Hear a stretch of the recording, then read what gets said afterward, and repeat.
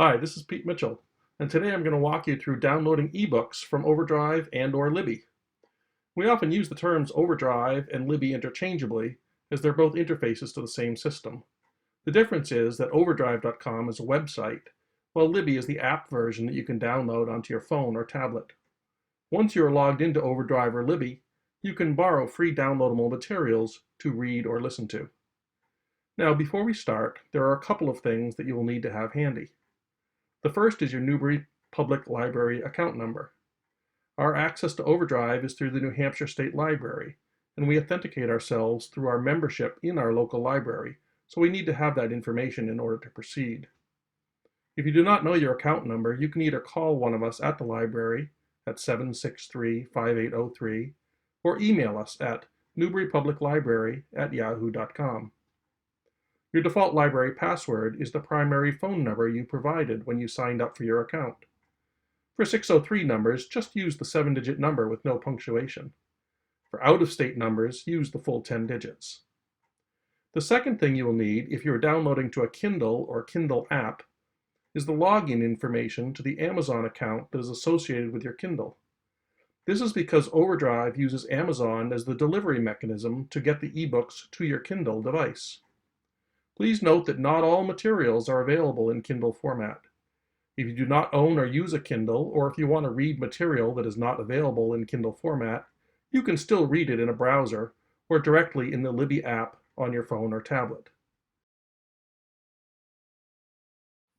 Okay, so to log on to Overdrive, we're going to go to nh.overdrive.com. Now, this is specifically going to the New Hampshire State Library version of Overdrive. Overdrive is an overarching system across multiple libraries around the world. We are eligible to borrow a book through the New Hampshire section. So while you could go to Overdrive directly, and if you're a member of multiple libraries, maybe that's worthwhile. For our sake, we only are interested in books that we can get through the New Hampshire system, so we're going to log on there. You would think that maybe with ebooks that there'd be no limit, but libraries buy licenses for digital copies just like they do for regular copies. So different books have different number available, and a lot of times you have to wait for a book even though it's in digital form. So we're going to log in. We'll go to the sign in button here. And I've been here before, so my library was already selected, but if not, you just scroll down until you find Newbury Public Library, and then I'm going to log in with my card number and my password, which is my phone number, and in we go. And I'm not going to save my password. Okay, so the first thing we're going to do when we're logged in is check our settings. So if we come over here to my account and click the drop down and select settings, here we find our defaults. So lending periods for ebooks can be 7 days or 14 days. I prefer 14. Right now the default for audiobooks is 7. I don't typically do audiobooks, so it doesn't bother me either way. Videos I have not done. That's default here is 5 days, and magazines, the default takeout is 14 days. You can select content preferences if you want, and you can select Kindle only if you choose. I generally download Kindle books, but I do not select this because there are times where books are only available not in Kindle form, and also magazines are not in Kindle form. So if you select this, be aware that when you search for things, anything that's not in Kindle form is not going to show up. So I find it easy enough to search for Kindle without actually changing the setting. Okay, so if I want to look at what I've currently got out or what I'm waiting for, those are my loans and holds. Again, if I'm back on the main screen, I can get there by clicking this little bookshelf icon. And it shows currently that I have one book out that expires in 12 days. And I have 5 magazines that are expiring in over the next 3 or 4 days. And it tells me that I can borrow 2 more titles. Titles in this case meaning books. You can borrow up to 3 books at a time, but there's no limit to the number of magazines. So magazines do not count toward your book slots. If I go to holds, I currently have no titles on hold. If you're trying to get a title that's currently in use, that's where you would show that, and we will show that later when we do some examples. All right, so let's find some books. There are a number of ways that we can find books. If you know something specific, you can certainly search for it. You can go to the subjects field here and browse any number of subjects. You can go to collections where you can look for audiobooks, magazines, specific collections that you could find. I tend to go, again, because I like Kindle, I like to go to the Kindle books. That way I know that the book I'm locating is going to be in the format that I want. So these are showing some of the popular titles in Kindle books. You notice that of the first 8 here, 7 of them say waitlist at the top. So those are not going to be immediately available. Currently, you could get Becoming by Michelle Obama. Alternatively, if I'm looking for something right now, under availability over here, rather than all titles, I can click on Available Now, and that will filter out just things that I can get right this minute. Note that as I select those things, the criteria are showing up here. So I can tell right now that the list that I'm looking for, which is currently over 7,000 titles, includes things that are available now and things that are in Kindle book format. At any time, I could cancel one of those to get back to everything. But I encourage you to poke around on a page like this, look at the different options, and you'll get used to it pretty quickly.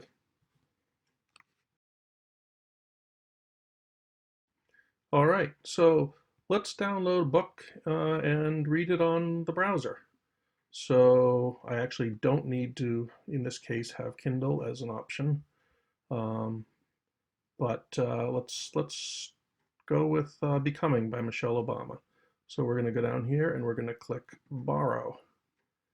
And the default is 14 days. Since I'm doing this for an example, it doesn't really matter because I'm going to release it when I'm finished.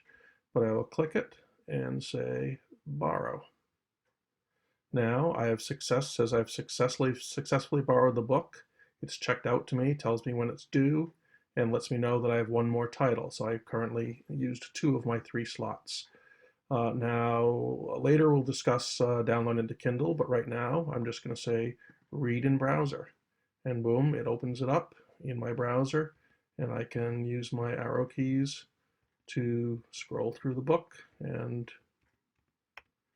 read. Alternatively, we can download the book to our Kindle.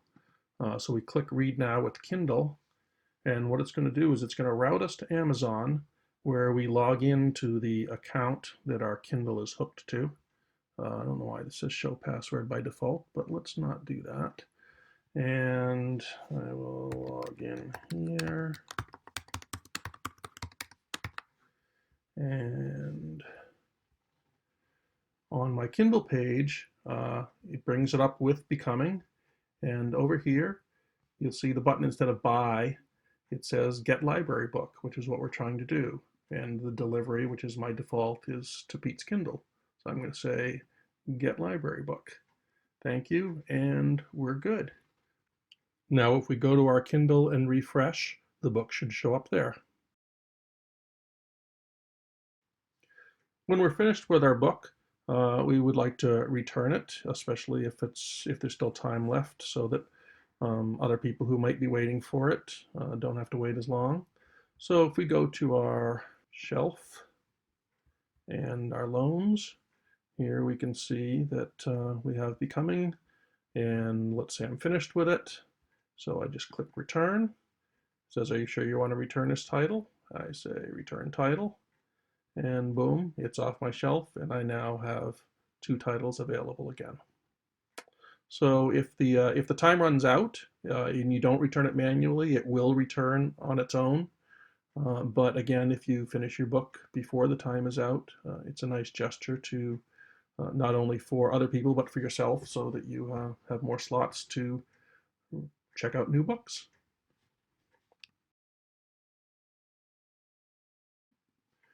So let's say I'm looking for a book that's not currently available. Here we've got a number of very popular titles. Where the Crawdads Sing, certainly one of the more popular titles of the last year or so, showing waitlist. Now I could, if I want, go directly here and click place a hold, but if you click on the book first, you can get a little more information about how busy, how long you might have to wait. So we're bringing up the book here. It says there's 73 copies available, 0 of 73 copies available. So New Hampshire Library actually owns 73 digital copies of this book. Now, if we click on this little question mark here next to it, it's going to give us an idea of what's going on. So it's showing that there's 73 copies. There are 186 people waiting in line. So when I put a hold, I'm going to be the 187th person for an average of 3 people waiting per copy.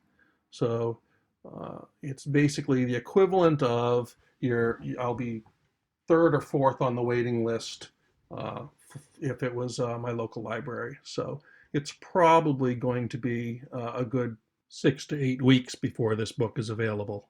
Either way, I can come back and say, yeah, I'm going to do that. It doesn't hurt. So we're going to put a hold on it. And because this isn't an app, it's not connected to your phone. It needs a way to notify you when the book comes in. So I'm going to put my uh, email address here and confirm and say place hold. So it tells me that I'm position number 187 on 73 copies, and I'm good to go. Now, if I look back, go back to my bookshelf here, instead of on loans, now I look for holds. Now it actually shows me, and it shows me where I am on the list. So at any time I can come back here. It tells me when I put the hold on, and it says what number I am waiting. So at any point I can suspend the hold, edit my email if for some reason it changed, or remove the hold. In this case, I'm not going to wait for this book, so I'm going to remove it, and now I have no titles on hold. Now I'm going to show you how to download and use Libby on an iPhone. Android may be slightly different, but it's going to be similar. So the first thing we're going to do is we're going to go to the App Store, which you can see here. And we're going to click on the App Store and do a search for Libby.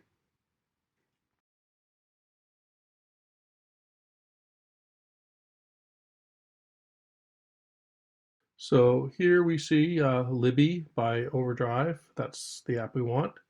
You notice that the icon here is a cloud icon. That just means that I've downloaded this to one of my previous devices. But if you've never downloaded it before, it's going to just be the download button. So we're going to click that and download it onto this phone, which currently does not have the app. And once it's downloaded, we'll click the open button and open the Libby app. So the first time we open Libby, it's going to walk us through the login process. So yes, we have a library card. Do we want to guess our library or search for it? So we'll search for our library here. We're going to type in Newbury Public Library. And when we find it, we will see the New Hampshire State Library, which is actually the library, the access that we're going to come in with. And we need to choose a location. Again, our location is the Newbury Public Library, so it seems like a double step, but this is the library that we're going to authenticate through to the New Hampshire State Library. So since we have an account at the Newbury Public Library, we're going to use this. I'm blurring it out here so you don't see my information, but we're going to enter our account number and password, which is our phone number.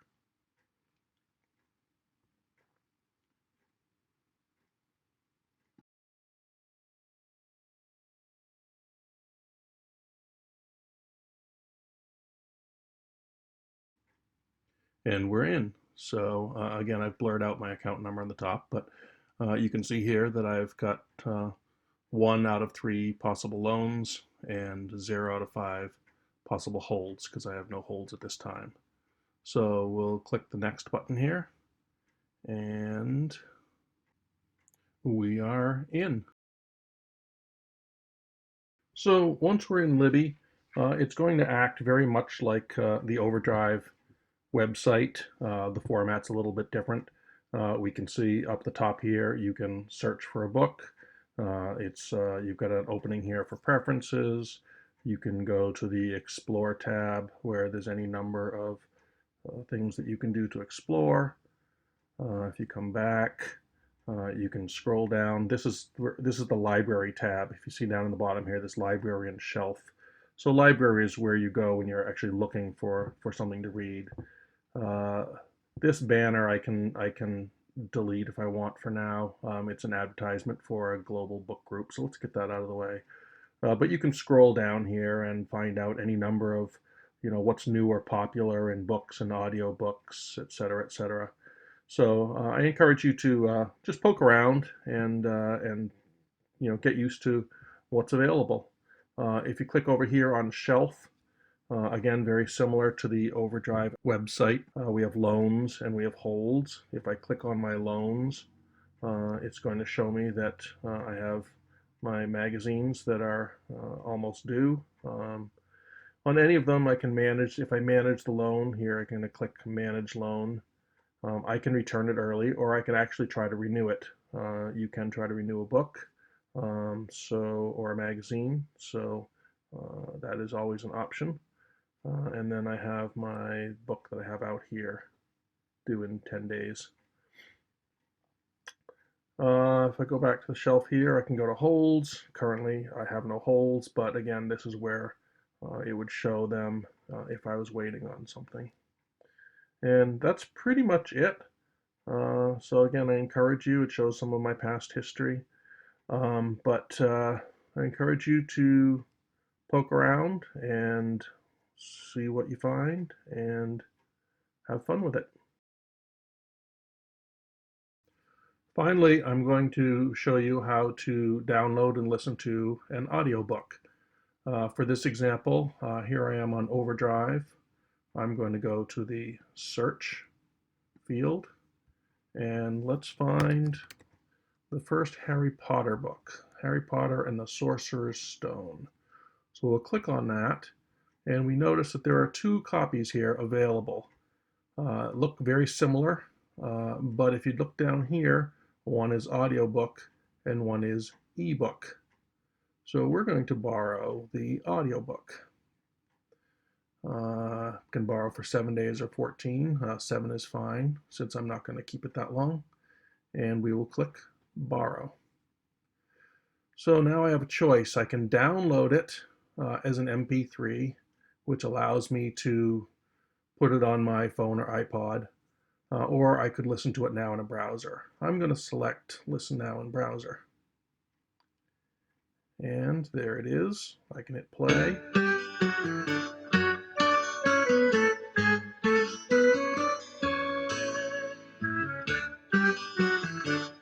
Harry Potter and the Sorcerer's Stone by J.K. Rowling. Read by Jim Dale. An unabridged performance brought to you by Pottermore from J.K. Rowling. So anytime I want to pause that, I can click the pause button here, and that's really all there is to it.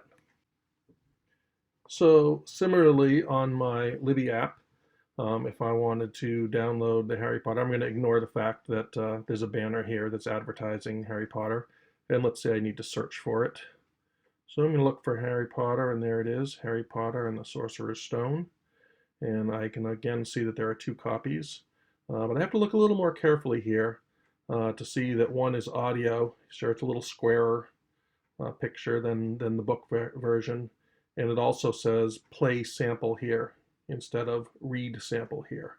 So sometimes when you're looking for a book, it's not immediately clear whether it's a book or an audiobook. So we're going to borrow, and just like on Overdrive, I can now open my audiobook and play.